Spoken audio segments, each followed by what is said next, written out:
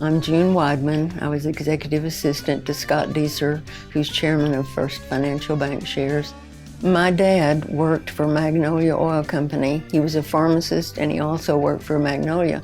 So some of the men that he worked with thought it would be funny to put a non-poisonous snake in the back of his little coupe, which he drove for work. And it would be funny that it would scare him when he saw the snake. So weeks went by and he never said anything, and he was the best dad, and he always took me to the movie on Saturday. We'd go to the Saturday movies. So one day I ran out ahead of him to his car and opened the door, and that snake was laying across the seat of the car, which scared me to death. So I've always thought that God has a wonderful sense of humor, that he would marry me to the snake man as it turned out. In the 50s, women didn't go to college to graduate, and this was 55, 56. So I came back to Midland and went to work in the secretarial pool at Shell Oil Company. So got close to December, and Tom was senior class president and senior class favorite, and he thought all of the co-eds were waiting for him to invite them to the Christmas dance, but apparently they weren't. And my cousin was a student at Sul Ross also, so she said, well, my cousin might come and go to the dance with you. And so he said, great, ask her to come. So that's how we met on a blind date. In the 50s, it was a different world. And I have a picture on this first date I had with Tom, and for some reason I have my hand on his knee. Well, girls didn't put their hand on boys' knees at the time, and I'm sure he thought, wow, I have a live one here. So maybe he liked me because of that, but I straightened him out on that right away. Sweetwater is famous for many things, but among them is the rattlesnake roundup.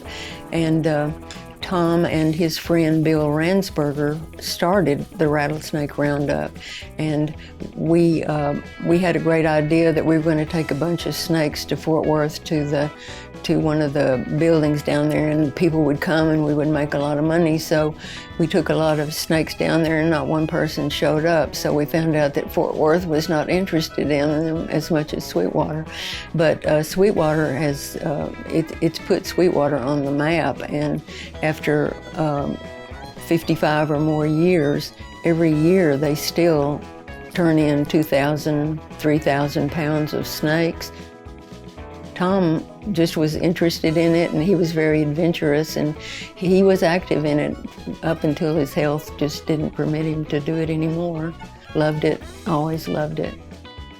He was such an interesting person, and we were interesting in our own right. Each of us brought something to it, and we always said that the secret to longevity is that one person, it doesn't matter which one, but one person has to get up and leave the house every morning and go to work. And so as it turned out, I happened to be that one.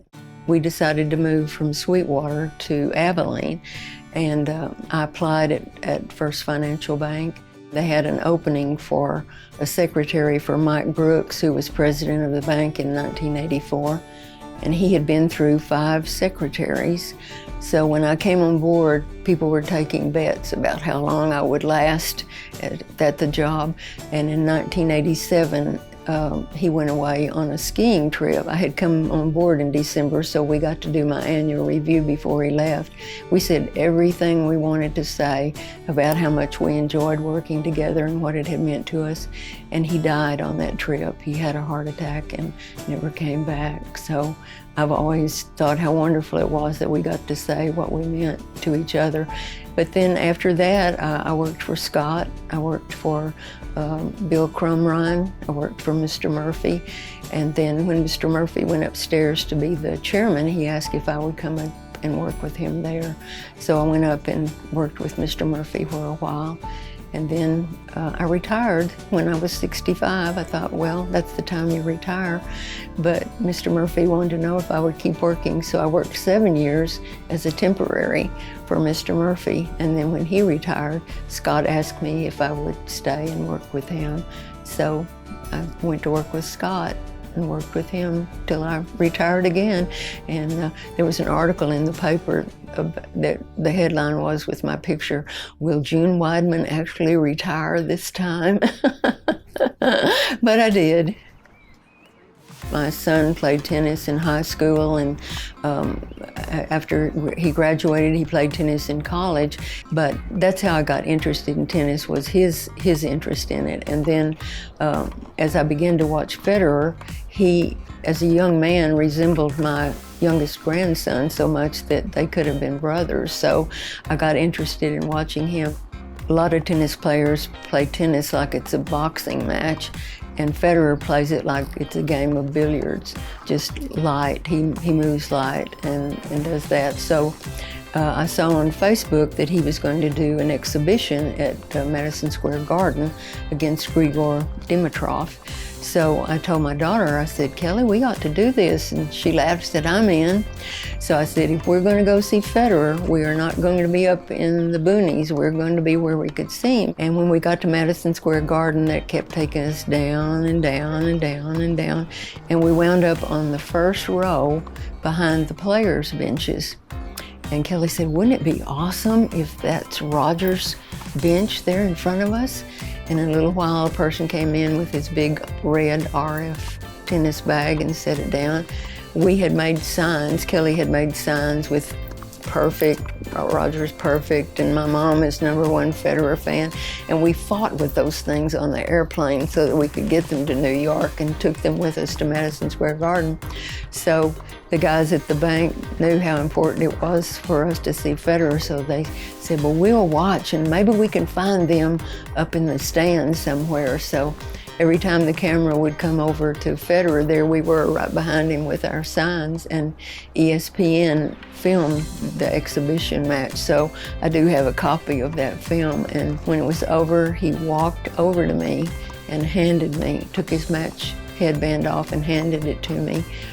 And luckily I didn't have a heart attack at the time, but my daughter said, "Roger, my mom has a Roger Federer jacket. Would you sign her jacket?" And he said, "I watched it the whole match." And people around us are going, "You're so lucky. Get him to sign your towel." But he was such a gentleman, and his people, I know, wanted him to come away, but he stayed. He signed autographs. He went around to the other side, signed autographs. He was just a splendid gentleman, just like he is. But I didn't have a heart attack, and it was like being struck by lightning. To me, First Financial is a family. Just working with Scott and working with the people that I was fortunate enough to be with. It's just, as I said, when I was finally 81, I said, "Scott, I think I need to retire." And he said, "No, we're keeping you alive." I'm humbled, very humbled by the honors that I've received, because I don't think of myself as that special. You take a job, it doesn't matter if someone asks you to go get coffee or to pick up a package or a paper that's been left somewhere. That doesn't define the importance of your job. It's how well and how delighted you are to do it, to have the opportunity to do it. I love each one of the people, and when they do well and when the shining stars come, we're just so excited for them. And it's such a blessing to work at a company that appreciates the employees and tells them so and shows them that they do. So I'm just as proud of them today as I was the day I walked out.